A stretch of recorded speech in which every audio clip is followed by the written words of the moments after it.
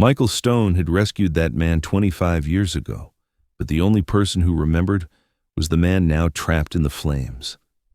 On his final call, the firefighter would face the most painful secret of his past, because the person he rescued.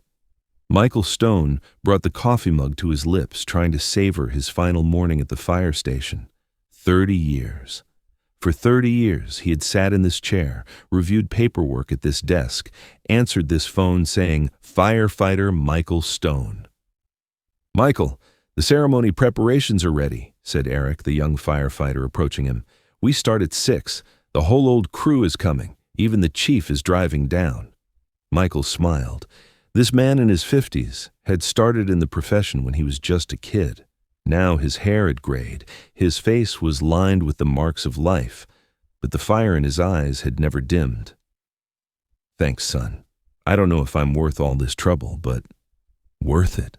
Eric looked at him in amazement. "Michael, you're this city's greatest hero. How many lives have you saved? How many families have you kept together?" Michael raised his hand. All right, don't exaggerate. I just did my job." But a voice inside whispered that old anxiety. What if you can't do your job properly? What if one day you can't run fast enough? What if... The familiar sound of the siren interrupted his thoughts. The siren shook the fire station. Michael reflexively jumped to his feet, then stopped. Today wasn't his day. He was essentially retired now. "Fire at Central Apartments!" the dispatcher shouted. "People trapped on the 4th floor!" The young firefighters grabbed their equipment and started running. Michael stood in the doorway watching. Central Apartments. The name sounded familiar, but he couldn't remember why. "Michael, don't go!" Eric called as he ran. "This is our job now." But Michael's feet betrayed him. 30 years of habit was stronger than he was. He started running after the fire truck. "Michael, where are you going?" his wife Alice shouted from the station entrance. She had come for the ceremony to pick up her husband. "I'll be right back," Michael called out. But deep in his heart, he knew this would be the last time. Central Apartments was engulfed in flames. Black smoke was rising from the 4th floor windows. When Michael arrived, the young firefighters were already setting up their ladders. "Michael, what are you doing here?" called out team leader Henry. "I want to help. One last time." Henry hesitated. They needed Michael's experience, but his safety was also important. "Someone's inside," a voice shouted from the 4th floor window. "I'm trapped in the bedroom." When Michael heard that voice, it was as if he had gone back 25 years. The same desperation, the same fear. "I'm going up," he said with determination. "Michael, I said I'm going up." The authority in Michael's voice silenced the young firefighters. He began climbing the ladder. With each step, old memories came alive. 25 years ago, the same apartment building. Young firefighter Michael was climbing the ladder during one of the major fires of his early years. From the 4th floor, cries for help came from 2 different windows.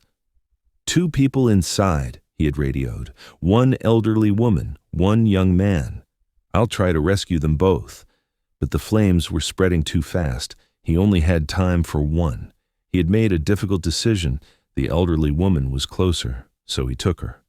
When he returned to the room where the young man was, the floor had collapsed. The young man had disappeared. They searched until dawn that night. No one emerged from the rubble. The young man was never found. Michael had carried the guilt of this for years. Back in the present, Michael reached the 4th floor bedroom. Through the smoke, a man stood by the window. He couldn't see his face because of the mask. "Come here," Michael shouted. "I'll get you out." When the man approached, Michael's hand trembled. This man, this voice. "You ... Michael murmured. The man removed his mask.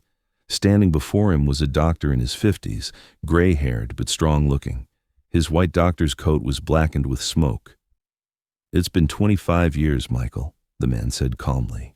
"I'm Kevin, Dr. Kevin Oakes. I never forgot you." Michael's world spun. You were dead. We searched for you, couldn't find you." "I didn't die," Kevin smiled. "That day I fell, lost consciousness. Neighbors took me to the hospital by ambulance, but in all that chaos, no one saw. Michael's eyes filled with tears. I've been blaming myself for 25 years, for not being able to save you. You did save me, Michael. I'm alive because of the decision you made that day. Because if you hadn't saved Nancy, I would have died too. She was my grandmother. Michael was shocked. Your grandmother? Yes, she was the only person who raised me. If she had died, I would have lost my will to live.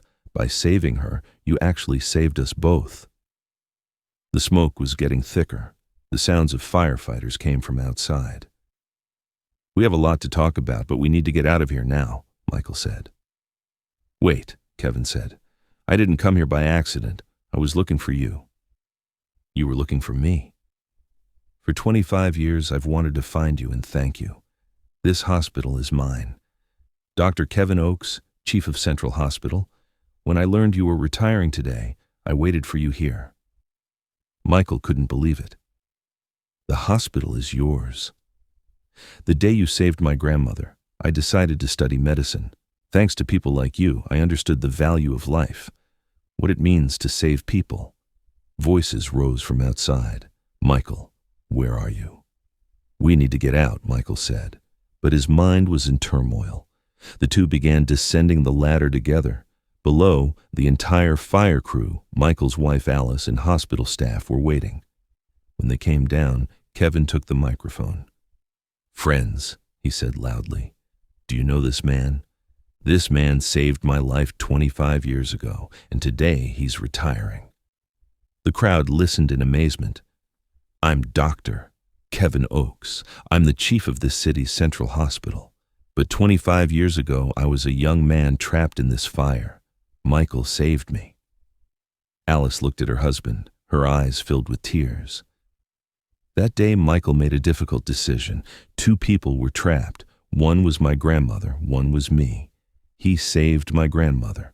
I fell, was hospitalized, but I lived. Michael, Kevin said, pulling an envelope from his pocket.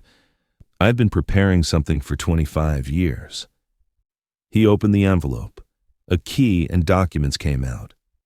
I've set aside a floor in this hospital in your name, Firefighter Retirees Rehabilitation Center. This place is for you and your friends. Michael's hand was trembling. This is too much. No, it's too little. You gave me life. I'm giving you peace for the rest of your life. The crowd began applauding. The young firefighters were crying. But this isn't my real surprise, Kevin smiled. Kevin pointed to the hospital entrance. An elderly woman in a wheelchair emerged, accompanied by nurses. Grandma Nancy, Kevin said. She's 92 years old and still alive. Michael's world stopped. The elderly woman he had saved was standing before him after 25 years. When Nancy saw Michael, her eyes lit up. Are you the young firefighter who saved me? Michael knelt beside her. Nancy ... I've been praying for you for 25 years, son. Every evening I thank God. If you hadn't saved me, my grandson couldn't have become a doctor. Michael was crying now. The guilt of 25 years vanished in an instant. I thought I couldn't save you, he said, looking at Kevin. You did save me, by saving the most precious thing to me. Grandma was everything to me. I studied medicine so she could live. I built this hospital for her. Alice ran to her husband's side. Michael, you've been grieving about that fire for 25 years. I won't grieve anymore, Michael said, because that day I actually created a miracle. A week later, Michael's retirement ceremony was held at the hospital. The whole city came. Kevin gave a speech. Heroes sometimes don't see the miracles they create. Michael blamed himself for 25 years, but he gave this city a doctor, a hospital, and thousands of saved lives. When Michael took the podium, everyone in the hall stood and applauded. Friends, Michael said, I've done this job for 30 years. Today I learned that sometimes the difficult decisions we make are actually the right decisions. Sometimes saving one life actually means saving thousands. Michael now worked at the Firefighter Retiree Center in the hospital. He shared his experiences with young firefighters and served his retired colleagues. Every morning he visited Nancy and had tea with Dr. Kevin. "Michael," Kevin said one day, "you might not know this, but that fire wasn't an accident." Michael was surprised. "What do you mean?" "I caused the electrical short to find you, because I wanted to invite you to the hospital opening ceremony, but I didn't expect it to turn out so beautifully." Michael laughed. "So fate wanted it this way?" "Yes," Kevin said. "Some stories are completed 25 years later." And Michael Stone, on the last day of his 30-year firefighting career, realized that he hadn't just saved one life, but had actually preserved a legacy. Because true heroes can only understand how great their good deeds are years later. This story reminds us that sometimes the most difficult decisions we make are actually the right decisions. What would you do if you were in such a situation?